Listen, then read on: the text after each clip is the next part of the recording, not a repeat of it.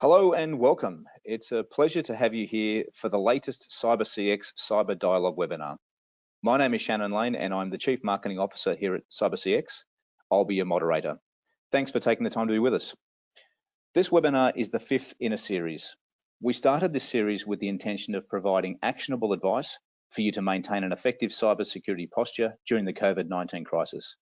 We have addressed your questions on secure remote working, the altered threat landscape, and effective phishing prevention.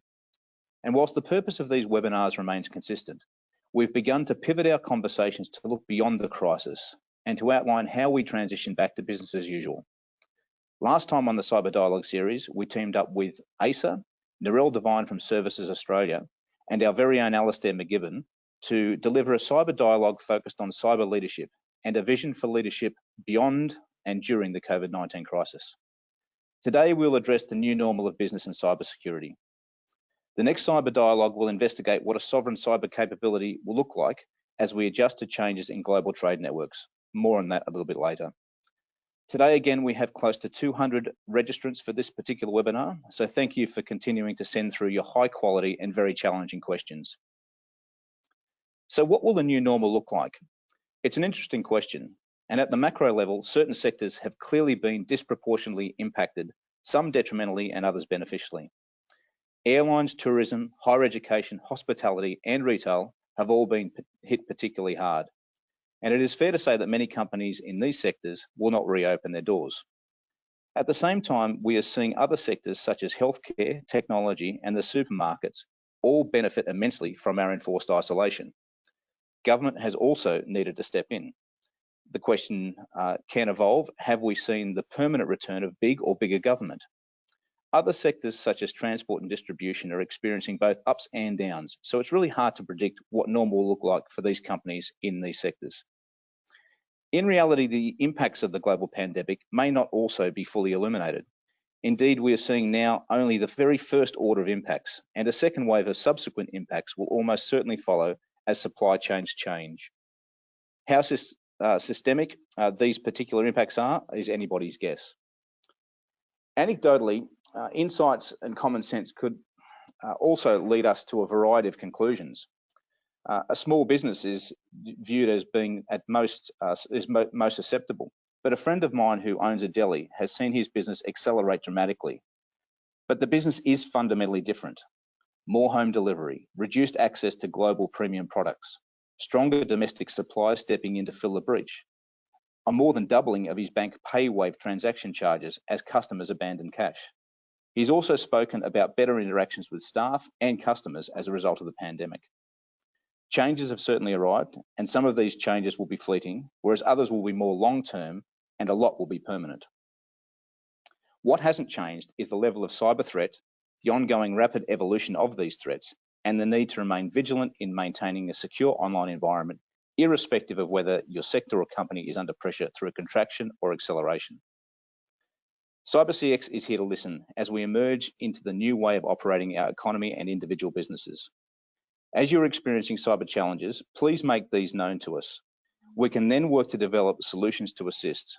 We have already delivered targeted responses to assist during the COVID-19 crisis, and we'll again work to support you as we emerge, whether that be to amplify cyber initiatives for your employees, your networks, or your systems and data. We remain committed to our industry, our clients, and creating a safer, connected world. The agenda for today is fairly simple, and for those of you who are attending for the first time, we will run a question and answer format, asking our two guests the questions that you sent through. We will again run two polls during the webinar and share the results at the end. We'll finish with a rapid-fire Q&A to answer the online questions you have sent through whilst listening, so please use the chat facility to lodge your questions. Today, we again have two outstanding guests, Alastair MacGibbon, who has become a bit of a feature of these webinars, and Murray Goldschmidt, who is here for the very first time. Before joining CyberCX as the Chief Strategy Officer, Alastair was the National Cybersecurity Advisor and head of the Australian Cybersecurity Centre within the Australian Signals Directorate. He was Special Advisor to the Prime Minister on cybersecurity and has served as Australia's first e-safety commissioner. Alastair established the Australian Federal Police's High-Tech Crime Centre during his long service with the AFP and previously worked at eBay as its Senior Director of Trust, Safety and Customer Support. He has also been the local CEO of information security certification not-for-profit, Crest Australia. Murray Goldschmidt is the co-founder and chief operating officer at Sense of Security, a CyberCX company. He is an industry-recognised information security expert, providing advice from the boardroom to the basement across the region's major corporate entities and government agencies. Murray's credentials include CISP, IRAP, PCI QSA certifications, and he is an active member of ASA, AICD, and RMIA. Murray has been instrumental in developing an expert and authoritative voice to the Australian media. A cybersecurity thought leader, Murray is frequently published as well as being a high-profile media commentator for both enterprise and consumer security trends, attacks, and issues. Murray is also a regular feature speaker at the RSA conference in San Francisco.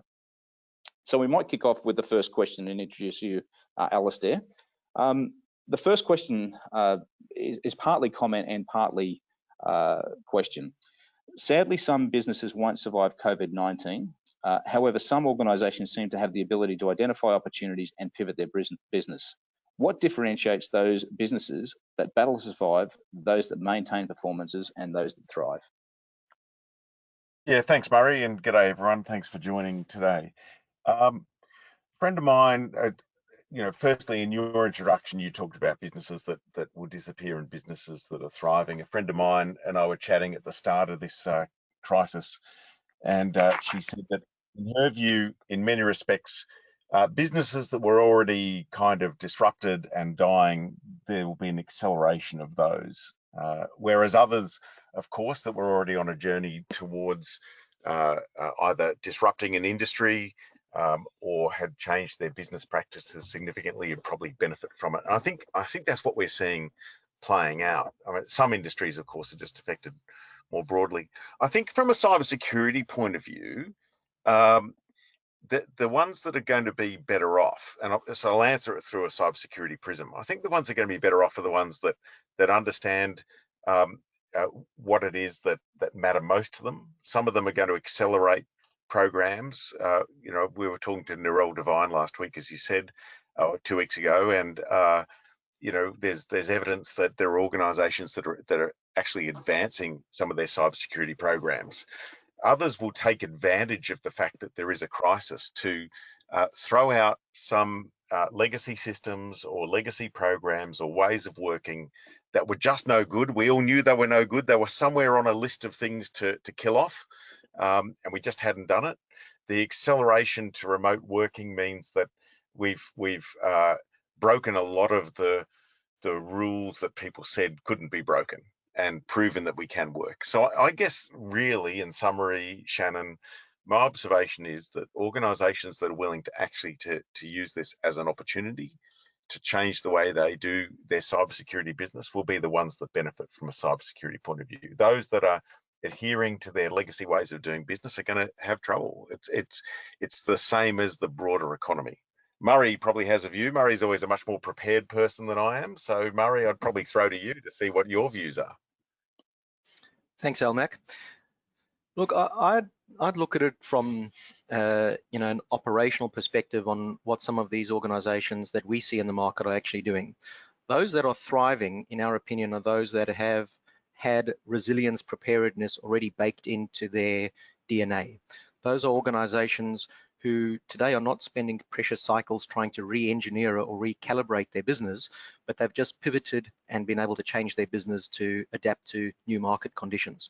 So for example, organizations who had already had the ability to stand up environments in cloud are just able to enhance that and do that a little bit faster. Organizations that already had robust remote access were able to transition to full remote work much easier than organizations who had a very immature remote access capability. So I see that those organizations that are thriving are the ones that are better prepared to act in a situation or a crisis such as this. The ones that are probably maintaining their performance are the ones that should be most concerned at the moment, because they've probably loosened up their security controls just to facilitate remote work.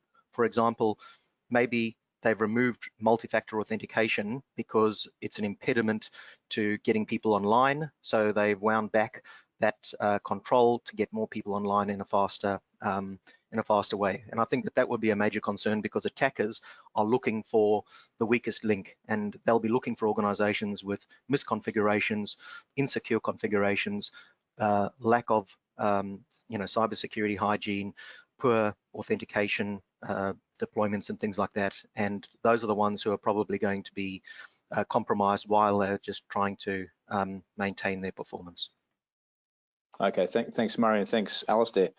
It sounds like, again, preparation, managing upside and downside of risk, and certainly cyber hygiene are all important. We might pop on to the next question here. And I'll direct this one to you, Murray. What will be considered the new normal for business once COVID-19 restrictions are lifted and the economy starts to activate and return to normal? How will this affect cybersecurity? Well, I think we're grappling with this ourselves at CyberCX in terms of what's going to happen when the restrictions are lifted and people are more free to travel and go back to work and go about their normal daily practices. I think business will have changed fundamentally, and the new normal is going to be an increased expectation that meetings will be able to occur online. People will be able to have flexibility in the way that they conduct their tasks for their companies, and they should be able to do that from home. So I expect that the new normal is going to have an enhanced expectation around mobility and remote access and the ability to perform everything basically in an agile, remote, mobile fashion, which means that everything essentially is going to move more online. And that inherently means that organizations have to have more robust and resilient systems, which means that they have to be prepared to deal with the type of attacks that attackers and threat actors are going to be launching against their online capabilities. That's their online business, the mechanisms that they use for information sharing, the mechanisms that they use for communication, and basically doing business. So I think we already have seen a very internet-centric shift in the past few years, particularly with the younger generation. And I think now even the older generation are having to become more accustomed to doing everything online. And I think that's the way that the new normal will be going forward. Okay, thanks Murray. I think the next question that we're jumping to has an element of that as well. And I'll probably get Alastair to jump in here, because I think there's probably some content from the last question in this one as well. What does a business need to do to ensure they can operate securely after COVID-19? And what part should the business risk appetite play in those operations? Yeah, thanks, Shannon. Look, I think that as Murray was saying, I mean, as you say, this is a continuation of it. The whole nature of our network, where our devices are and how they're connecting, has changed quite dramatically, at least for the portion of the economy that has the privilege of working remotely. And we should always recognize there are significant parts of our economy that have to go into factories and have to go into places of retail and other locations, and they don't have the privilege of us being able to work remotely. But for those that do, and for those businesses, because there'll be elements of their staff that can and will now be possibly remote workers forever, the networks have changed. So look, I'll always be going on and saying that we need to be educating our staff. I'll always be saying that staff are the weakest link. If they're now operating in an environment where they're multitasking because they're not focused in an office environment, probably still just being as productive, don't get me wrong, then the education around phishing and the way offenders are going to be targeting the end user will of course evolve.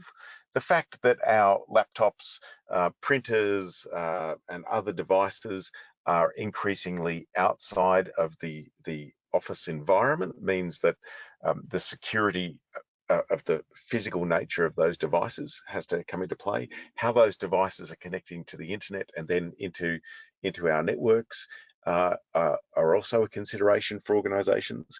So I think it's more of the same in many respects, but it's also making sure that we're focusing on the things that matter. When it comes down to the risk appetite, I'm not convinced necessarily that a risk appetite of an organization will change pre-COVID to post-COVID apart from saying that to the point Murray made in his opening comment, that I think we're more attuned now to this concept of disaster recovery and ensuring that we have those sustainable business practices and what happens if. So these black swan events that we just didn't think were possible are actually coming at us thick and fast. I had a meeting just before this one with someone that's intimately involved in the sort of emergency management at a national level, and I was saying, look, wow, Australia's had a really interesting run. We had the bushfires; no one thought they could be so catastrophic and in so many places at once.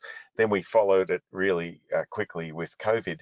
And this guy was saying that, in his view, the fact that we'd gone through the bushfires, forcing governments to cooperate in ways they just hadn't done before. Usually it's an earthquake in one place, a flood in one place, but the fires were just so pan-Australia, it forced a change in government thinking. COVID will do the same in terms of how businesses think.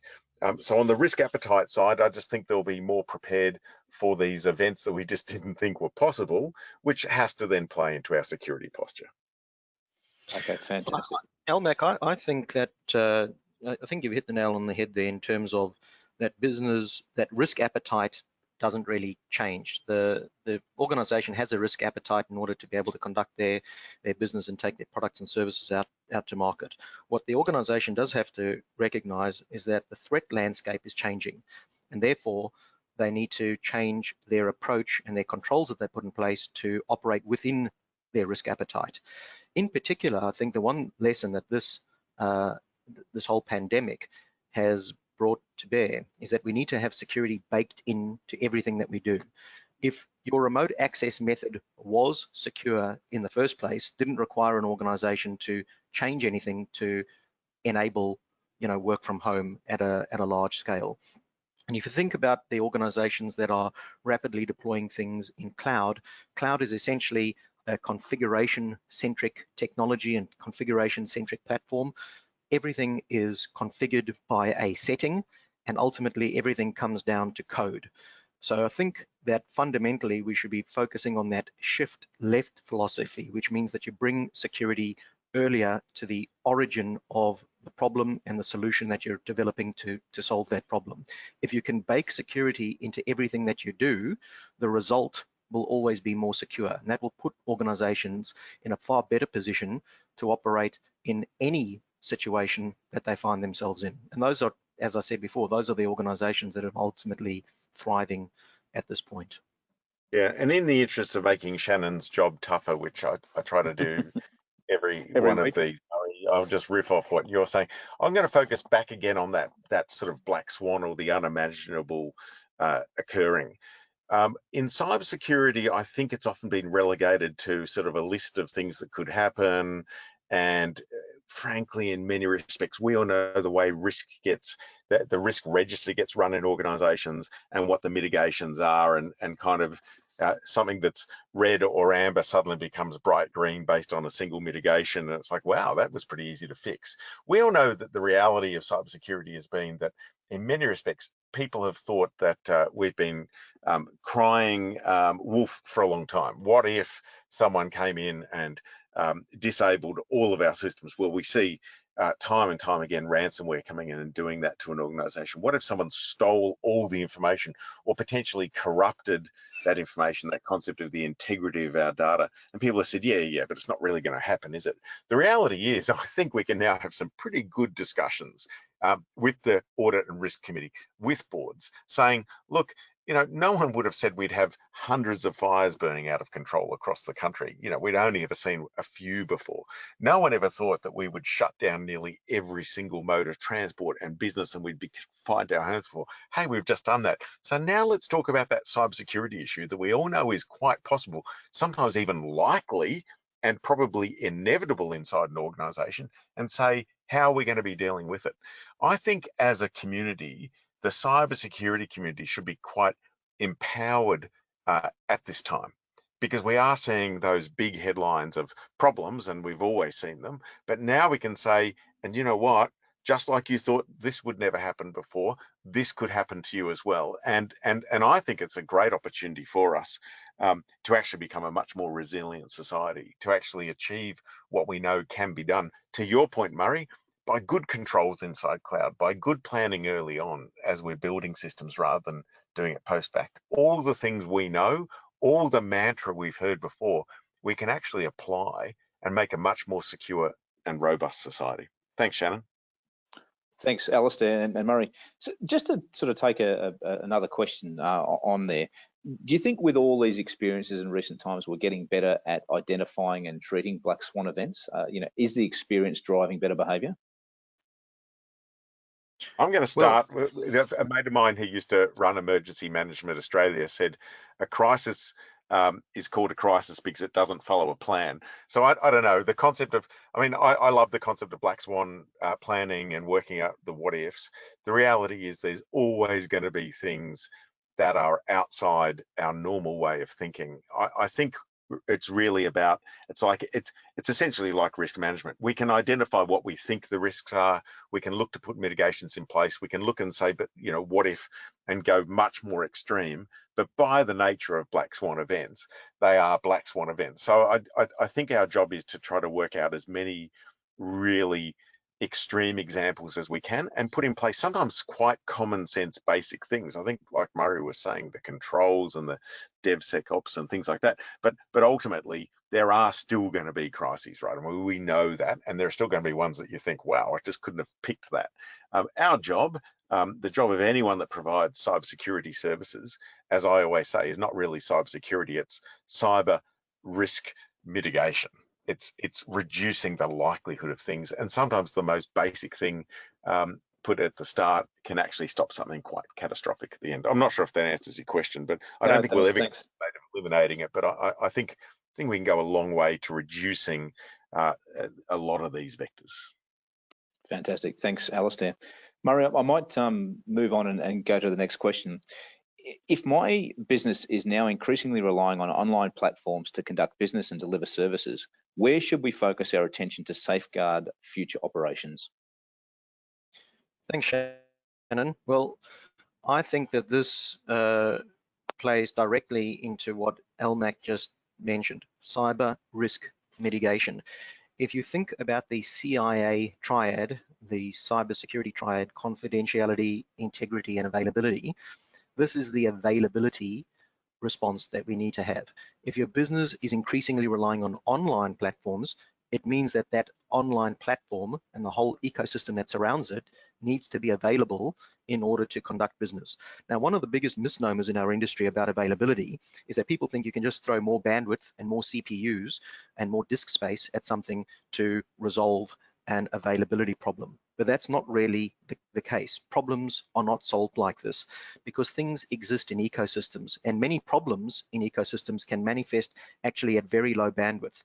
So if you think, for example, about an online portal where people can log in and do business transactions, buy, sell, or whatever, the authentication component is something that could actually break within the system, and that could occur at very low bandwidth. So throwing more CPUs and more bandwidth at that is not going to resolve the availability problem. So in terms of safeguarding future operations, I recommend that organizations look at a north-south view of their ecosystem in which they operate. They've got things outside of their environment at the telco layer, cloud layer. They've got things at their perimeter. They've got things within their environment. Doesn't matter if it's on-premise or in cloud. And I recommend looking at a cross-section of that entire north-south stack and looking at the capability of every piece of technology in that environment to be able to deliver a resilient, online, capable platform. A attack is going to find the weakest component in that environment, and bandwidth and CPUs are not going to solve that problem. So I really think, to answer the question, is that to safeguard future operations, organizations need to look at the entire ecosystem in which they operate and ensure they've got cyber resilience at all the layers that form part of that ecosystem. Very good. Thanks, Murray. Alastair, any points to add there, or are you happy for us to move on? No, Murray's way more organised than I am, as you know, Shannon. You're trying to catch me out. I'm not going to try to put more detail into a Goldschmidt answer. You can't trick me that quickly on this webinar. All right, fair enough. We might move on then. Look, we'll jump into our first poll. And the first poll is this: based on the new normal that COVID-19 has created, how would you describe current cybersecurity challenges? Are they difficult and require fresh thinking? Are they somewhat difficult but manageable? Are they still the same, or is there an issue of not really knowing? Now, again, we normally leave 20 seconds for you to answer. Unfortunately, Alastair, we still haven't managed to get the poll music cracking. You But if you wanted predicted to my question. break into song, feel empowered. I think Murray told us, I think yesterday, that he did tap dancing as a youth. So I think he should do something, because he's clearly the one with musicality. But I'm a bit surprised this many weeks in you haven't got any hold music. I'm just saying. Look, I'll look again. It's a scab that you keep picking at. So I'll see if we can make sure that we get some music for next week. How's that? Well, I'm going to look, hold guys, you to it, Murray. Oh no, well, sorry, Shannon. Didn't mean to insult you like that. All good, all good. Hey, listen, what you can do also, if you're online and you've answered the poll, if you've got any questions that have evolved over the course of the dialogue so far, please pop them through in the questions tab, and we'll see that we answer those before we finish up. All right, we might move on from there. Okay, so next question we'll direct to you, Murray, first of all. Do you see bigger uptake in cloud as one of the consequences of COVID-19? Yes, absolutely. I mean, cloud is great for convenience. Cloud is, everything as a service, infrastructure, platform, functions, software. It's a great thing for a consumer to be able to stand up new technology at short notice. But while organizations like to gravitate towards convenience, you've also got to think about the security implications on that.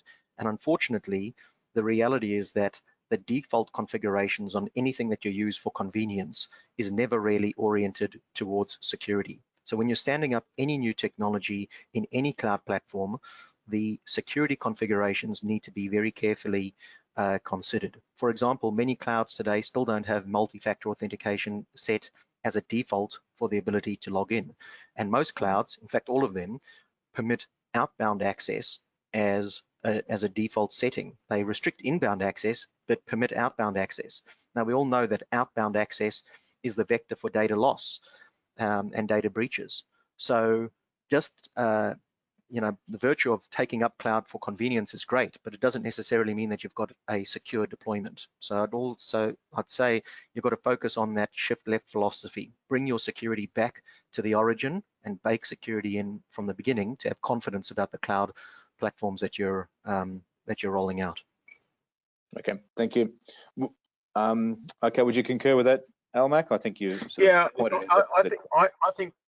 I think particularly, Shannon, for mid-tier organisations, that a large cloud provider and the vendors that then have the applications and other things that on top of those clouds are going to run those systems more securely, largely, assuming, again, to Murray's point, you have the right settings, than you are if you're going to be running, your own tin and trying to maintain that stuff yourself. I mean, by the nature, 80-20 rule, 90-10 rule, they're going to be better run and more secure just because of the way they run those organizations. But as Murray said, there are really important things in terms of configuration. There's also important things in terms of redundancy, but that's a question that you have when you're running your own hardware yourself as well. But look, I agree with the former Prime Minister. I agree with Malcolm Turnbull, who used to talk about box huggers and feeling more secure because you run the box yourself, and the reality is you're just not most of the time. The vast bulk of the time you're not. And so in the broadest possible terms, absolutely we'll see more cloud, and absolutely that will help improve the resiliency and the security of Australia. I think one thing we also need to take into consideration here is the element of jurisdiction.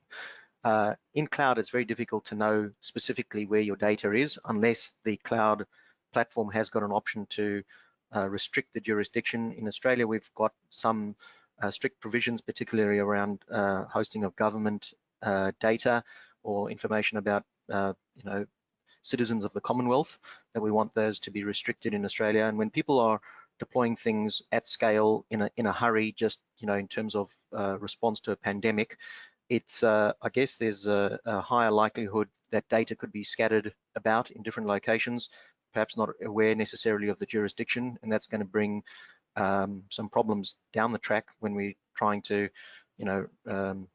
limit our exposure to data breaches and ensure that the supply chain that we're engaging with has got appropriate controls to and personnel to manage that data in the jurisdiction it's supposed to. Okay, thanks, Murray. We might move on to the next one, and this one's directed at you, Almac, to start off with, if you don't mind. What cybersecurity initiatives should CISOs prompt internally to support business recovery and growth? So, look, one of the things I think that's important is that we should see that cybersecurity is an accretive part of a business as opposed to a cost center. I think we should be past the days where organizations see cybersecurity as red ink.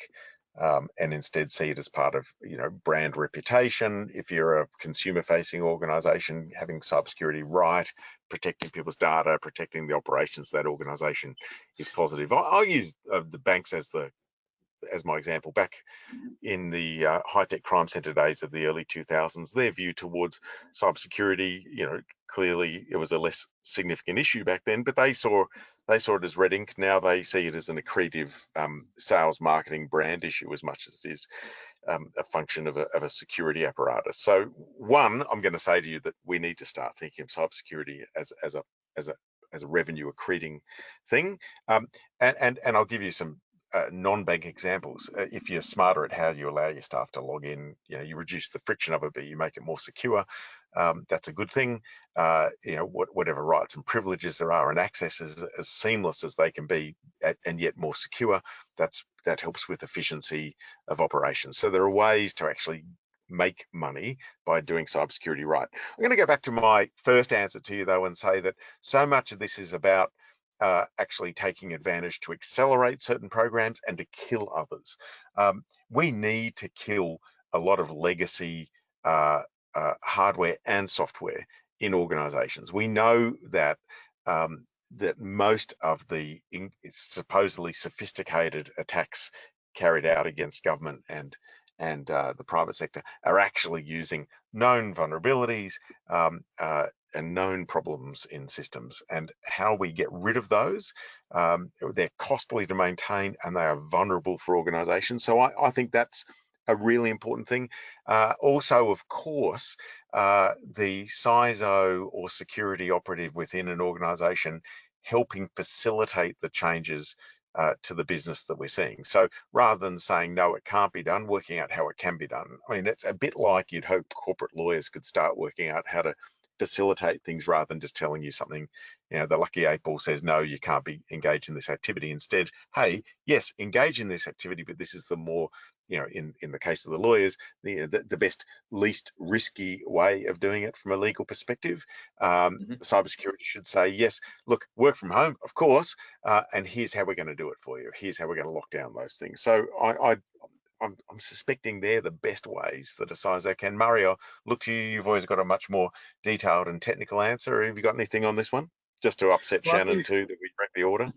Yeah, sure. Look, I think that coming back to one of the words that you mentioned earlier about CISOs and internal projects is the word empowered. I think CISOs today should feel empowered to bring to the table things that have previously been glossed over.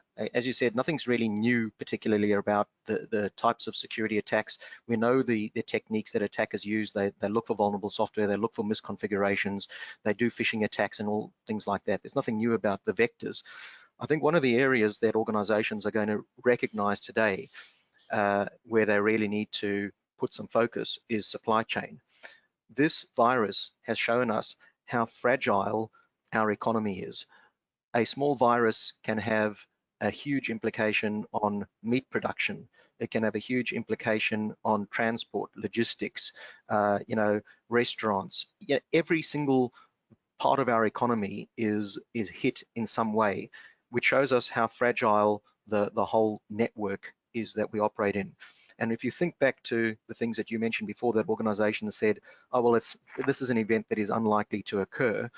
Back in December 2018, the Commonwealth government put out an alert that there was an international hacking occurring against global managed service providers who had reached into the Australian community both at the government and at the private enterprise level. And within a few months, there was reports about which service providers were breached, and that is a great reflection on how susceptible organizations are to supply chain problems. So we really need to look into our supply chain, not only at the services level, but also the development of software, the production of hardware. Every single component that we rely on in our business, we have to have better comfort on the origin, the security, the provenance of everything that we consume and that we sell. And I think really that's where the attention is going to be going forward. Very good. Thanks, gentlemen. We might crack on. The next question. The line between work and personal safety will remain blurry post-COVID-19, especially with BYOD. Do you have any suggestions on how organisations can make this clearer to their staff? This is normally a favourite of Almac, but I might get you to answer this one, Murray, please. Sure. Well, look, I'll refer again back to what Almac said. I'm not going to be silent on it, though, Shannon. Just sorry for interrupting. I never expect you to be silent, Almac, but you know, you said you go, Murray. Though. We've got to kill off certain technologies, and we know that you know, the old-fashioned way of doing remote access, where you give a client an application to somebody to put on their laptop, they bind to their corporate firewall, and all of a sudden it's as if they were sitting at their desk and they've got, you know, access to their entire corporate network. Does provide convenience and remote access, but doesn't make it secure.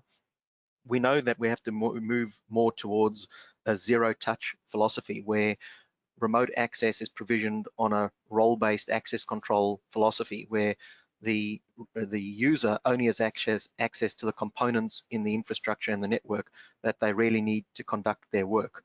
So I think that this is a great opportunity now to say that we can't rely on people with BYOD using old-fashioned remote access techniques, even if it's got multi-factor authentication, because it is putting the organization at far too much risk. I think I share the same sentiments with you when it comes to BYOD. It's always a vexing sort of topic, but generally, if you don't control the entire operating system, it is very difficult to have confidence about the system that is being connecting to your network. So organizations are either going to have to make a decision to move towards these zero-touch sort of remote access techniques, or they're going to have to stand up other technologies such as virtual desktops, where they've got control at the point in which connectivity occurs in their organization. But I don't think we can keep on doing the same stuff that we've been relying on in the past. I'm going to wheel Murray out every time you ask the BYOD question from here. I'm with you, Murray. Look, it's been a pox on our security and the way we run organisations, and it's time for us to start moving away from it again. So yeah, hallelujah. Look, I'm just going to channel Murray next time. Okay. Time for us to, you know, you've either got to almost completely run the device, in which case it's no longer BYOD. And then you're running lots of different operating systems and bits of hardware and the like, or we strip it out and we basically say these are the devices that can access, and when they do, they don't have the other rights and privileges of a personal device. It's pretty simple. I just think that's where we're going to head, and I hope we do fast. All right. Well done, Murray, I'm just going to say. And I was loath to have you on today, but look, you've won me over just with that. I'm sure that's a relief for you, Murray. Fantastic. All right, well, we might get on to the next one for Alastair now. So, Alastair, and given your government background, this would be good to get your insight. Has the trust in government been improved by this crisis? So I might answer it in terms of technology. Generally speaking, a crisis, if it's reasonably well handled by a government, you know, is good for a government.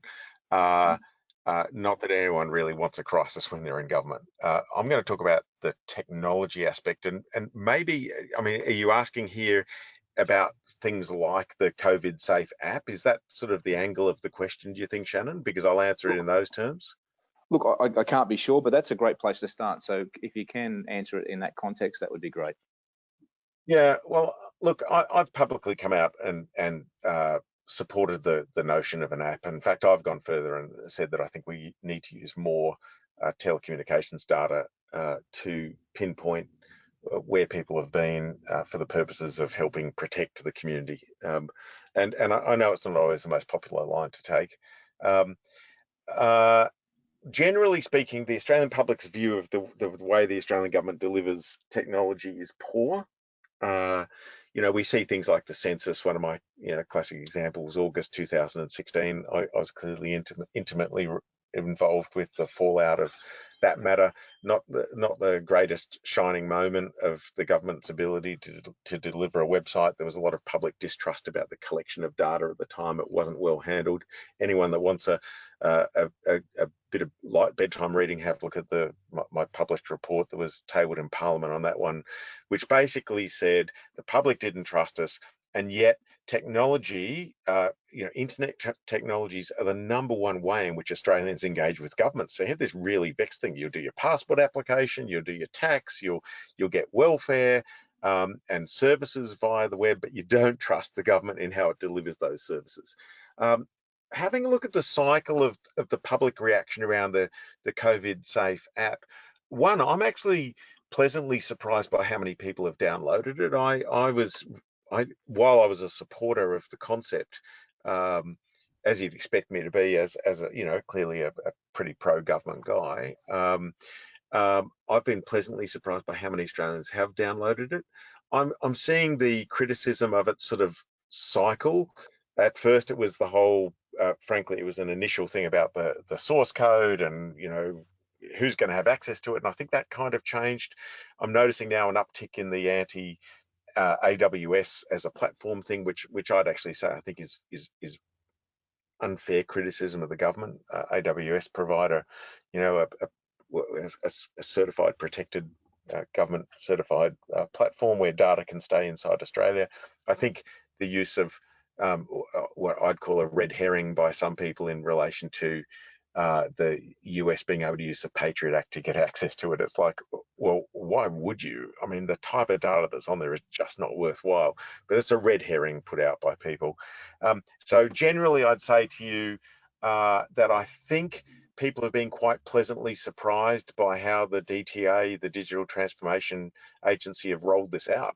If I was to net it out, most of the people I speak to on the street, and maybe I just hang around the wrong type of people, generally think it's a good idea. Most people I know have downloaded it. I turned it on today when I went into Canberra. It's something I now do as a force of habit. I think it's a good thing. No one ever wants a crisis. In this case, I think the public have been also buoyed by the fact that the government has said it would move some more legislation to protect who can access it and the punishment for incorrect or improper access. Long answer to a question. I'm sorry to whoever asked the question. Look, that's great. And look, just in the interest of time, I think we could probably spend a whole lot more time on this particular question because it's a good one, but we might move on. We do have another poll that we'll probably jump into. And the reason for that is we've also got quite a lot of good questions coming through, so we'll try and get to those. COVID-19 has stress tested security programs. Based on lessons learned, what will be the key focus areas for the next 12 months? Will it be on deploying and integrating additional security tools, building or augmenting internal capability, improving government practices, or investing in security awareness training? So I'll just leave that up for a few more seconds, get some answers coming through, and then jump into the next question. There have been a couple of really good questions come through as well about probably skill shortage. We have got a question coming up on that, so we'll hopefully address your questions there on that particular question, on that particular issue.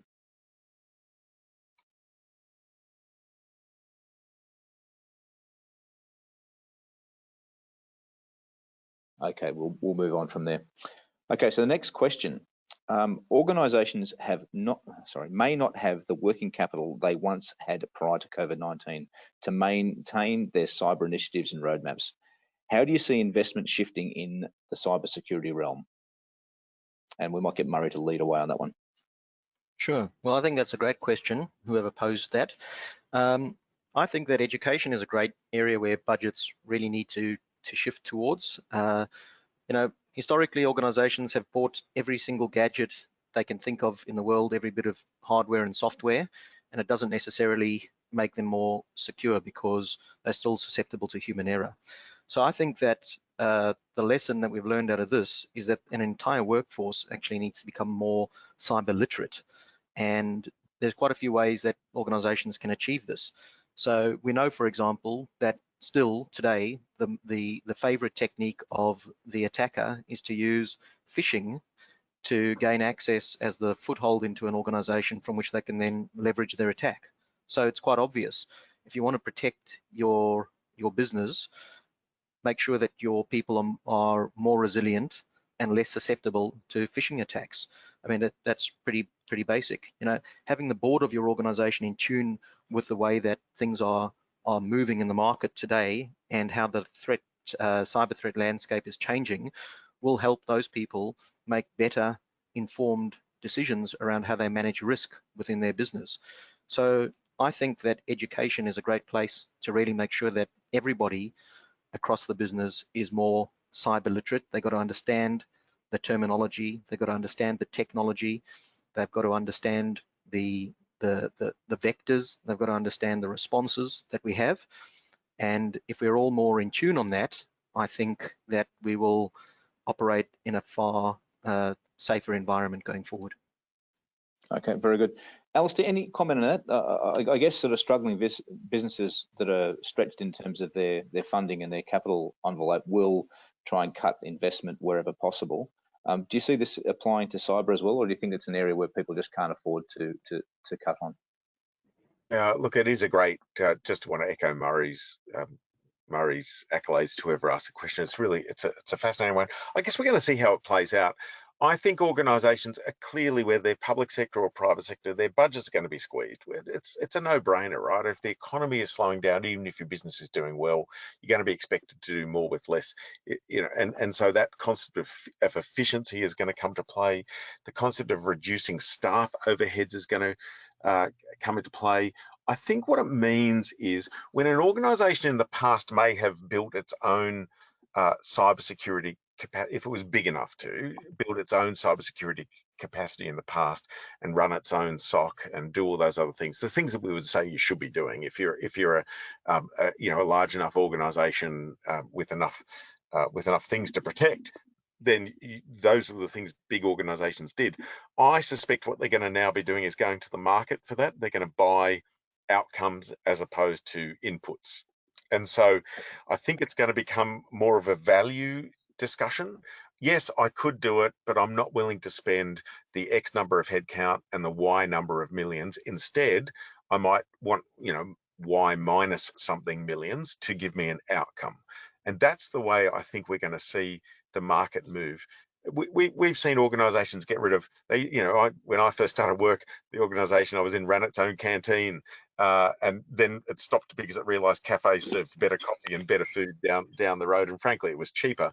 And no one sat there and said, well, we shouldn't be outsourcing food and coffee delivery and tea delivery. They just said it's smarter and better to have people that are good at creating food and delivering food to do that. I think we'll see the same thing with cybersecurity. Now, you'd expect me to say that as someone part of a cybersecurity services company, I know.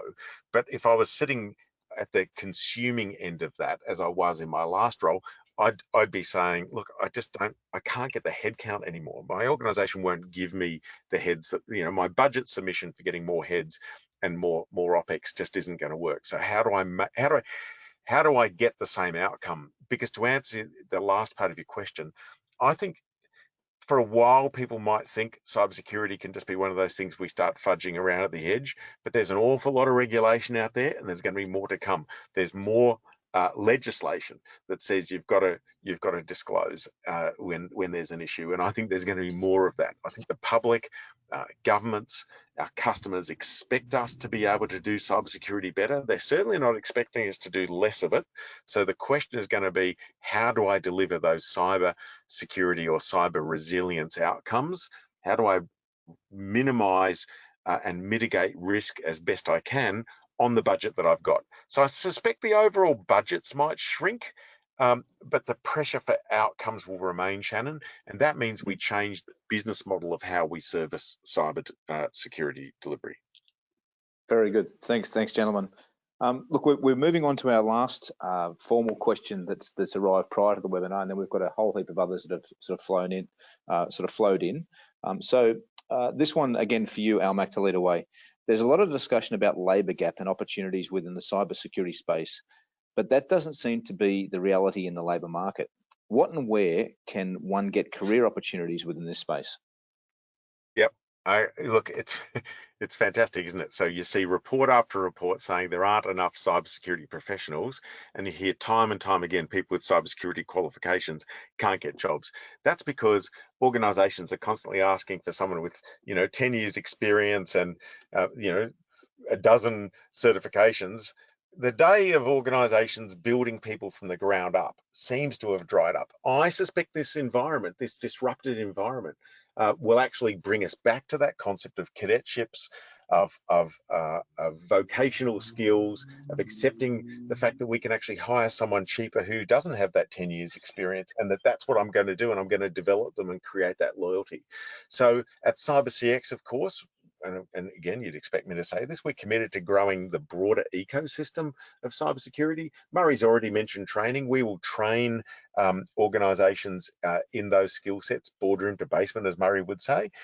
But I think we should also be educating, actual cybersecurity technicians, and that's what we'll do. We'll grow our own people. Of course, we'll be hiring people midway through their career who are highly developed. But I also want us to get people in who are new and starting out, because they're cheaper. I'll be really blunt. I mean, we need to make sure that we get rid of this hyperinflation that we've got in this profession. Certainly in these times, we're going to have to, and it's the right thing to do. You need to get people jobs, and the best way to get your next job is to have a job, right? Employment breeds employment. Experience gets you better experience. I've often said in speeches that we're seagulls fighting over the same chip when it comes to an experienced cybersecurity professional. We've all seen seagulls do this. We've just got to get away from that and actually start saying we actually have a pool of quite talented people in this country. We need to be hiring them and growing them to our organization. The last thing I'd say is this: while the universities, I think, have done a great job, the tertiary sector's done a great job of really ramping up cybersecurity training. A general observation in the industry is that those people aren't necessarily ready for jobs. And so it's how do we get better at working with universities and vocational training institutions in order to churn out job-ready people at whatever level. Again, I'm not sure if I answered the question. We certainly will be bringing in people in that sort of, in that graduate, recruit intake type. How many we can take as an organization and how many others can take, I'm not sure, but certainly I think it's something that we'll see more of in this post-COVID era than we would in the pre-COVID era, and that's a good thing. Okay, fantastic. Look, we might jump into the rapid fire Q&A because I think there are a few questions with that particular theme around people. And maybe I'll direct this one to you, Murray, as a starting point. Are you anticipating an uptick in demand for cyber talent as a result of COVID-19? Do you think COVID-19 has led to more demand? Not specifically in terms of companies asking for security projects. As Almac said, generally when the economy contracts, then there's a diminishing of business confidence across the board, and you see that in the statistics and on the news every evening about a contracting economy. I would say though that there is opportunities around cybersecurity where you can pivot and where you can thrive, and in those areas certainly there's going to be an increased requirement, and therefore it's going to drive demand. And I would bring that back to the things, as I mentioned before, baking security into everything that you do. So people who can identify how they can incorporate security into the product and the service that they deliver, and give their business confidence that ultimately when they go out to market and they operate something in the market, that it will be more resilient to attacks won't be immune to attacks, but will be more resilient against those particular attacks. Those are areas where I think there's going to be an uptick in cybersecurity. But that doesn't necessarily mean that it's going to be an uptick in cybersecurity across the board. Perhaps technology refresh projects might not occur at the frequency that they had, simply because the organizations don't have the working capital to refresh the kit that they've got. So maybe those are the things that might be delayed going forward. Fantastic, thanks, Murray. Look, there is another couple that, and look, what I'll try and do here is paraphrase as best I can, because this may be a theme that we actually adopt for a next or for a future cyber dialogue, because it seems to be very topical. This one's maybe for Alastair. Let me paraphrase. The discipline in cybersecurity seems to be very structured. Are we closing the door on other professions where there can be really great value added, like sociologists, public policy experts, data scientists, and potentially engineers for things like control systems and IoT? Yes, there you go, rapid fire. Thank you, great. Comma. Yes, of course. Look, you certainly need technical people. Murray's an engineer. You're an engineer, aren't you, Murray, by training? Yes, I am. He's made that successful transition. We know that people that are in broader ICT can make really good cybersecurity professionals, because they understand technology, and absolutely we need people who understand the way humans operate, whether they're psychologists or policy people. It's a very broad church. I do think we need to have frameworks. We need to be able to put people into buckets. But we need to be very careful that this isn't just a pure technology play. In fact, one of my other high horses, as many know, is that for far too long we've left cybersecurity just to technical people, and that's been a problem in a few different ways. One, you actually need non-technical people to actually understand they have a role to play in securing the business that they're in and society more broadly, or else it is always someone else's problem. The second thing is, and as respectful as I can say this, I go to far too many conferences where you'll say, what about this as a solution? And people will tell you all the edge cases and why it can't be done. If we allowed that same sort of negative approach to solutions that often cybersecurity people seem to demonstrate, and this may provoke some questions or observations, I'll take them all on the chin, to seatbelts and car safety, you wouldn't be wearing a seatbelt. I've been in an accident where a seatbelt caused more harm than good, but I've also been in an accident to another person in the car, but I've also been saved by seatbelts on a couple of occasions. So, it nets out that everyone would say put a seatbelt on. Cybersecurity is one of those ones where you say, well, what about this as a solution? People go, no, look at all the ways you can get past it. It's like, yeah, but does it stop one of the vectors? Does it reduce one of the risks? Oh yeah, it does. Great, well then let's do it. That's why you need people beyond just the technologist, because or else you end up always saying this thing's going to fail. Well, yeah, well, of course, we're humans and it's technology, things are going to fail. I know that's a longer answer to one that I just said yes. To whoever wrote it, yes, we need all types of people in this profession, and every member of staff of an organization has a role to play in cybersecurity, which is a point I think Murray said a few times throughout this as well. Very good. Look, we've probably got one that we can squeeze in very, very quickly. And this is a fairly long-winded, not long-winded, but detailed question. 1999, Bill Gates wrote about the impact of IT on processes in his book, Speed of Thought. 21 years later, we have, where are we? Much of business is now managed and integrated with IT, and cyber risk still is an appropriate term. Do you see this as a term that really addresses the issue? And does cyber risk not isolate the responsibility into the technology arena? Well, I'll answer that one in the first instance. Yeah, you should answer that, Murray. I think, please. As I mentioned before, the organizations generally need to become more cyber literate. For too long, organizations have been governed and managed by boards that have looked exclusively at risk management as a discipline, but separate to cyber risk, thinking that cyber risk is too technology centric, too complicated. But in the highly integrated world that we live in, we know that everything in the supply chain is relying on something else. We know that we're heavily reliant on nested service providers in our ecosystem. And obviously, we have to understand the implication of every decision that we make when we're trying to build processes in our business and take our business out to market.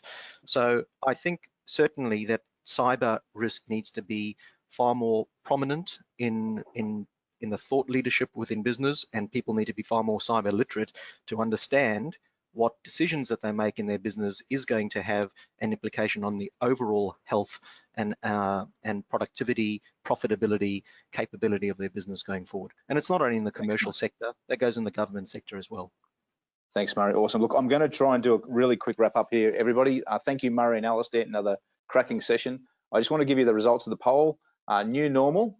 How would you describe your current cybersecurity challenges? 16% saying difficult and require a rethink. 56% say somewhat difficult but manageable. 27 saying that it will still be the same, and 2% don't know. The second poll, if we could grab that up as well.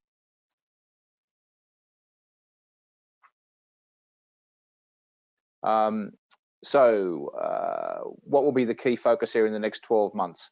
16% saying deploying, integrating additional tools, 22% saying building augmented internal capability, 34% talked about governance, and 28% talked about education. So thank you very much for those.